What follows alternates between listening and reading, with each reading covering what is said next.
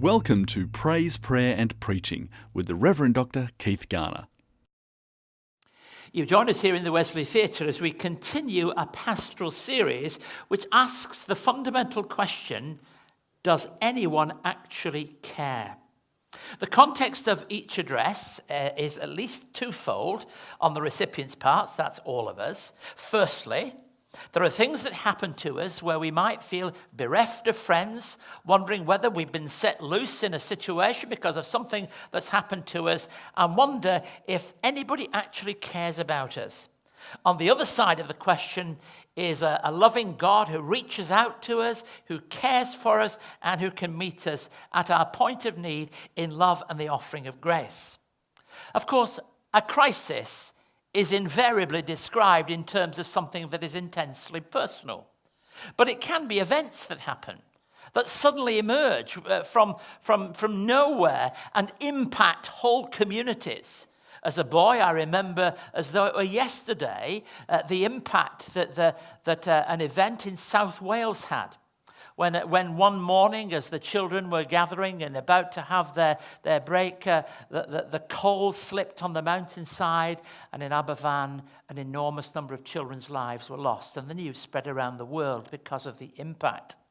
As a young minister, I remember a Lockerbie air disaster not too far from where I was ministering. And as Australians of all of the right age, the effects and impacts of the Port Arthur incident certainly reverberated at the very depths of our community. And even those of us that are much younger will clearly know the impact of the Victorian bushfires and other things. So there can be those things that impact a community.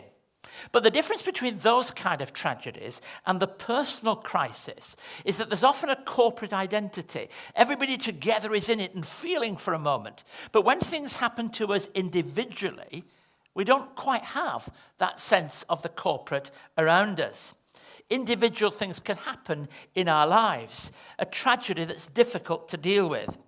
Very often, the kind of support we need to be able to survive isn't readily found.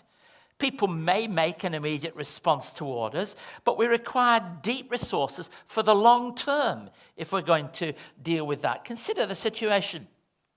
Your worlds fall apart, but somehow your life must go on. You tell yourself that. You wonder just how you're ever going to get through a continuing succession of joyless days because of something that's impacted your life. You wonder how you'll get through the next moment because the distress is so great. You may be facing, if you try to put it together, it may be the loss of a loved one, maybe the end of a career, maybe a separation, a serious illness, a bankruptcy, or some unwanted news. You feel that your life has been totally and utterly turned upside down, and you worry if you're ever going to survive. Are there coping strategies that help us to come through an experience of that kind? We can't avoid the pain of crisis. It comes with, when we're unawares, it comes without any warning or appointment in our diaries, and we feel its shock, and we might say to ourselves, am I able to survive this? Am I able to come through this experience? This evening, essentially what I'm saying is there's no bypass, no shortcut, no way of avoiding things happening to us in life. But there are things that can help us through. There are things that can help us through our faith in Jesus Christ to be able to grasp not only coping strategies, but so much more, to be able to come through those experiences all the stronger. Our text is from the passage that Jean read to us earlier in this theatre, 2 Thessalonians 2, 16 and 17. May our Lord Jesus Christ himself and God our Father, who loved us and by his grace gave us eternal encouragement and good hope, encourage your hearts and strengthen you in every good deed and word. This letter gives us this lovely picture and insight into the generous and warm nature of the writer. And the text is an encouragement to Christian people to know that in the midst of whatever their circumstances are, that in the midst of the difficult things that they have to face in life, you can stand firm. In fact, the next section it talks about standing firm. You can stand firm. You can be given strength. You can be surrounded and wrapped about by encouragement that makes all the difference. And the writer is encouraging strength amongst those who he writes to. It speaks about bravely enduring, but it also speaks about standing because of the encouragement that is given. So some practical insight into this important theme, and ask how it might apply to us when we have to face some kind of crisis. First of all, allow yourself the experience of grief or hurt. It's an unhelpful myth, really, that grieving feeds pain and that grief will always be negative. We must know that we are to grieve. And if we go through an experience that is difficult, to feel hurt is not in itself wrong. What's wrong with that? If it's had that kind of impact, to stay there is very damaging. And actually, nobody wants to stay in that place or shouldn't want to stay in that place forever. But there's nothing wrong with allowing ourselves at that point in time the opportunity of grief and hurt. That shortcutting is not ours to take. And even worse, bypassing grief and loss and sorrow is deeply damaging ultimately. It's true that we can recover from devastation and become even stronger in the process. When you're in the midst of it, it's hard, and it's certainly not helpful, let me tell you, to go to somebody and say, don't worry, you'll come through this. You'll be much better afterwards. We're not asked to treat experiences of that kind with that kind of offhand flippancy, but the reality is that we do and can come through experiences all the stronger because of the way in which we address it. Allowing ourselves space to do that is important. It might mean sharing it. It might mean talking about it. It almost invariably will mean crying about it. It will mean allowing the deep places in our lives to be opened and exposed, and allowing ourselves the time to be able to deal with it. There are things that grief invariably encompasses. There are things in that whole scenario: shock, denial, guilt, anger, depression, and finally the acceptance of a situation and moving on to the next phase of life. If we refuse to acknowledge the extent to the disruption of our lives that something has, then the resulting loss and pain is worse than ever. So finding the space and the time. There are some people who don't do that and then lose themselves in all kinds of ways. They might never sleep a proper sleep again because they've never dealt with it. Drugs, alcohol, food, and general overactivity, shallow platitude. You could go on with a list as long as your arm of the things that we might escape into rather than actually dealing with the issue itself. Unexpressed sorrow. When something shocks us and we don't do anything about it, suddenly things happen that are totally out of character, that come somehow from, as we say, left field in our daily lives. The inhibition of emotions, somehow the suppression that can happen in our lives. You can't choose to cut down a particular aspect of your emotions and say, I'm going to handle this without any stress and without any tears. Invariably impossible. Painful though it is, giving ourselves permission and space and time appropriately to grieve is important to healing. Vitally important. Anne Morrow Lindbergh writes in Sharing Sorrow, she says this: what I'm saying is not simply the old Puritan truism that suffering teaches.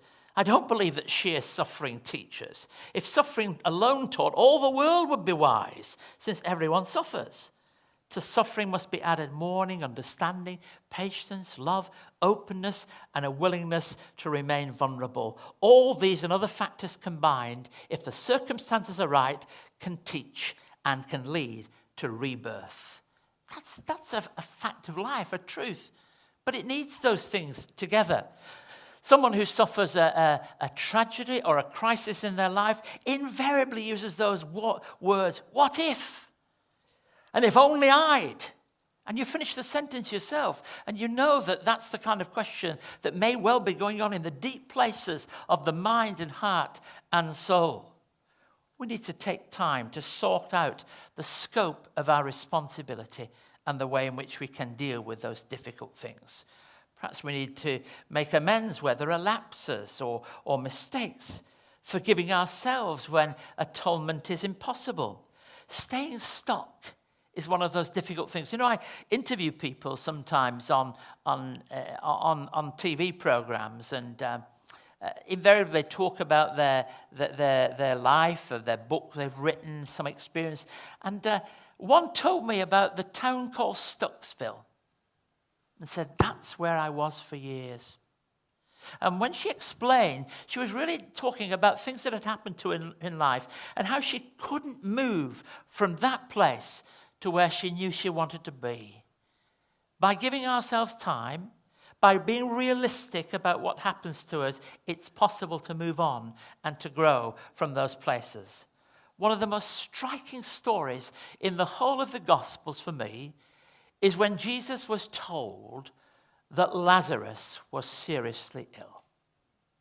And perhaps he'd spent time, and there's good reason from the gospel, in the synoptic gospel, to pick up this truth. There's good reason to believe he spent time with Martha, Mary, and Lazarus and Bethany on many occasions. Perhaps it was a regular stopping off spot. Perhaps these were some of his best friends outside the disciples. I think probably so. And so when he makes his journey there, when he arrives there, and the news is given, Jesus is standing by someone. He's not really handing handkerchiefs out and saying to them all, come on, let's have a good cry, it'll do you good. No, Jesus really didn't do any of that. He just cried himself. And I find that profoundly helpful. That Jesus doesn't tell us how to do things, but suggests that in that place of the crisis, of the difficulty, that he's with us in the middle of it, and allows us to respond in whatever way is appropriate for us. But that will certainly mean allowing ourselves the experience. Secondly, be ready to receive help from friends. One of the basic definitions of human fears is to do with abandonment. That sense of whatever's happened to me now in this place, nobody's around to help me. I have been abandoned in this place. Not a soul is there to support me. And one definition, I think, of friendship, to put it into the same kind of way of thinking about life, is stripped of all its other definitions. Friendship affirms we will not be abandoned. A friend is somebody who stands with us and say, you might feel abandoned, but you're not abandoned because I'm here. I think that's what friendship is really all about. It's not saying a friend will always understand everything. I mean, look, if your friend is a constant talker, you know the sort, no break for air even. Don't be surprised if when they come round to help you, you say, oh, he's always talking, he never shuts up.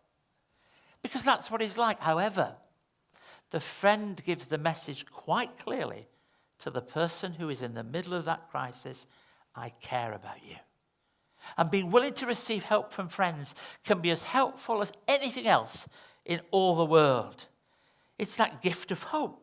You see, the gift of hope, one writer talks about the gift of hope. A good friendship affirms that good things can still take place, no matter what the magnitude of the situation is. This is not the end. This is not a cul-de-sac experience. There is no wall here that cannot be mounted, because now whatever is happening, this is not the end. There is hope. And that is part of the nature of friendship. People give us hope. Not really. I know there are plenty of books about hope. You can read about a theology of hope. You can read about a philosophy of hope. You can even go on courses that build you up in hope. But people are what give us hope by the very way they respond to us in the midst of our crisis. Now, let's not confuse seeking out people who will only tell us what we want to hear. Now, there are some people like that, aren't they? I mean, one of the phrases, I heard somebody say that they went to the doctor, and the doctor's first question is, what would you like me to do for you? Well, I ask you, really. I mean, we go to the doctor to tell them what's wrong with us or what we feel, and then to interchange. We don't just want people to tell us what we want to hear, but to tell us what we need to hear. And to tell us at the right time and in the right way, in the right setting. There are some times in which somebody needs to hear something, but it's not the right time. If it isn't the right time, just hold back. The right time might come. Be ready to receive help from a friend. Sometimes it will mean retelling the story. Friends are never, never, never tired of hearing the same story. Because if that story is your story of hurt, that's okay.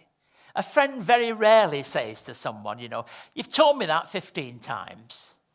Because real friends know that if you're telling it out of a place of a special kind of grief, there's a reason why you're telling it and a reason why you're saying it. Sometimes people will get frustrated with those that they're journeying on. And in their heart, they may say, he or she always comes back to the same point. Well, they do, because until it's dealt with, that's the issue.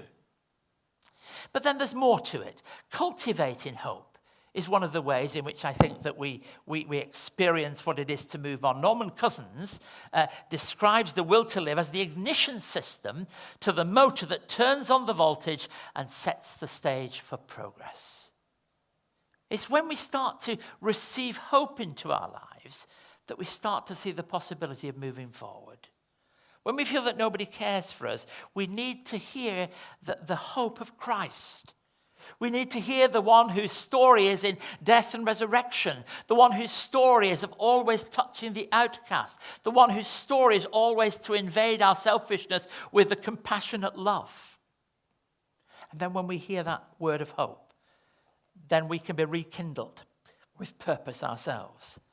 We discover that adversity can often be a gentle teacher, guiding us into deeper perceptions of life and illuminating lasting values by the way we live. Although God may seem hard to reach in our present state of mind, we want to be reached. I mean, that's the double side of this, that not only are we in this place, God longs to reach us. And the only thing that often prevents God reaching us is not God's ability. His arm is not shortened to save. Is our decision not to receive that help. God longs to reach us and reach into our lives. Hope is cultivated over a period of time, not just in a moment. We may find Christ in a moment. Thank God if you're one of those people who put your trust in Jesus Christ on one particular day. The truth is that you are in a small minority of people. Often faith is nurtured over a period of time. And even if there is a day when trusting Christ becomes all important, it's often the consequence of many other days that have contributed to that day. But if you're a person who has been in that place and come to that place, you'll know that hope takes a long time to nurture in our lives. It was O.S. Marden who wrote these words: "There's no medicine like hope, no incentive so great, and no tonic so powerful as expectation of something better tomorrow." I mean, and it's not just that things will get better. It's that moment we come to when we actually believe tomorrow might be better than today. For the Christian, there is always hope. No matter how dark the night, no matter how cold the situation, no matter how complex the mess that we find ourselves in, no matter how deep the tragedy or crisis that we have to face, the hope we cultivate bears fruit that can sustain us through all kinds of experiences. But here, finally, is really that which brings it all together. Let go of the past. Naturally, as we've said earlier, there is a time to grieve. There is a space to find. There are times in our lives when we have to find the appropriate place in which to be able to grieve. You know, I was a bit surprised. We've had various pets in our homes down the years. But one thing I discovered a long time ago about is a cat. When a cat is ill, a cat goes by itself. Even when a cat is to die, it will often do that. So the animal world often knows how it is to respond to some very complex things that are happening to them. Human beings need to learn, not necessarily to be alone, but to be at those places where we can handle what's happening to us. Naturally, there are times to grieve, but there's a time to let go. And in any crisis, letting go of the past is one of the most difficult things of all to do. You can't do it for somebody else. You can't tell somebody to do it. The decision to let go of the past belongs to the person themselves. And if you rush it, and if you try to rush it, all that happens is there's an apparent letting go of the past, but not a real letting go of the past. And so the tapes are replayed again and again and again. But there does come a time when letting go of the past actually matters, and it's essential to healing. Appreciating what you have in the present depends on your ability, at least to some degree, to relinquish the hold of the past upon you. Reviewing your losses is no longer helpful. We take control of our response. You know, reliving our losses in life is a very, very dangerous thing to do, isn't it?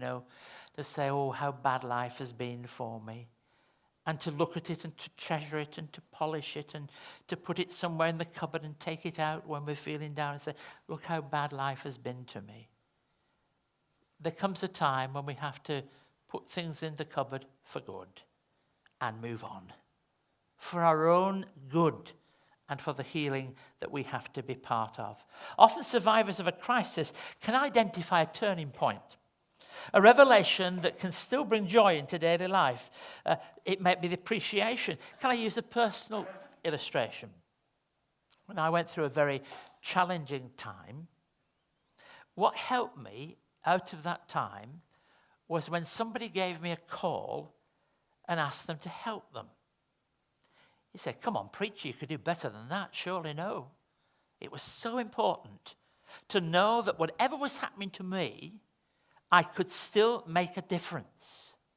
I could still do something creative and helpful and meaningful for this person. Now I was no longer looking at whatever it was I was nursing that was wrong for me, but I was now transported into a different situation and able to offer compassionate help. A pivotal process, if you can apply it in very different ways in your own life. Sometimes when people are going through a crisis, they'll force themselves to do something, to read a book, unburden themselves to a friend, write a letter. I remember a man who in business had not been the kindest person. And if I hadn't heard this myself, I'm not sure I would have quite believed it. But he said that the day he retired, he went away for 2 or 3 days. And he wrote endless letters to people whom he should have written letters 20 years earlier, 10 years earlier, 5 years earlier. And he actually found it very helpful to him to be able to move on at that moment in time so that he could move into a new place of discovery and hope. To translate our suffering and our pain and our loss in God's presence through the work of the Holy Spirit, to be changed, as Paul wrote to the Corinthians, from one degree of glory to the next, transformed into the image of the glory of Christ. Surely that's not just nice religious language, it's actually describing the experience that goes on as we are changed. We can be encouraged and take heart as we begin to take control of our response to the crisis. It doesn't happen all at once. There are many building blocks, and sometimes it is 3 forward and 2 back. Sometimes it is, oh, I'm doing well, aren't I? And then suddenly we're not. But the reality is, it is a forward movement. We can rekindle our hope and faith in Jesus Christ and grow as people. Move confidently forward because of what Christ can do for us. This happens in relationships too. Between couples, between brothers and sisters, between people who struggle to get on with each other, recognizing. And you know, one of the toughest things I've found in life is when I have shared with people at that very deep moment when they've lost a loved one, and I'm dealing with the family all around, and I find a brother and a sister that don't talk to each other, who put a bit of a show on when the preacher comes round to talk about the funeral arrangements that will happen a few days in the future. But somehow it slips out. And you try to understand what happened. And you know what happens? They sometimes forget what it was. But they got used to it. And when they got used to doing something for something they didn't know what they did was worse than ever. Sometimes it's something quite insignificant. And so moving on and moving forward is very important. And what seems big to you is not big to everyone in quite the same way. Not long ago, I talked with someone who offered help to a person who'd been on the last train to go through King's Cross Underground Station in London before a dreadful fire in 1987 that killed an immense number of people. She considered herself very fortunate and thanked God that she'd been saved from this fire. 18 months later, she was doing the same journey on the underground to work in a newly reinvigorated underground station and all that went with it, when she came to the point where she just had to get off the train. And you might say, "Look, this is 18 months on. This is really, what's this all about?" She suddenly got beyond simply saying, "Wasn't I lucky to be alive?" kind of speech, to actually feeling what happened on that train and how, in fact, she could have died. So she got off the train. And at that moment, she dealt with the issue, which she thought had been dealt with, which she'd read about, she'd heard about, she'd even shared it in groups of people. But now she dealt with it. To survive any crisis or any tragedy, we have to do the same. To grieve, to receive help from family, from friends, from professionals, to cultivate hope, and then eventually to let go. To say it's now past. And then I can look to the future with hope. It's good for all of us to talk about that, because even if we have not and are not passing through a place of crisis or tragedy, we will, says the preacher, one day. So being ready is good and right and true. And to be reminding ourselves of the scripture, may our Lord Jesus Christ himself and God our Father, who loved us and by his grace gave us eternal encouragement and good hope, encourage your hearts and bless you to the praise of Christ.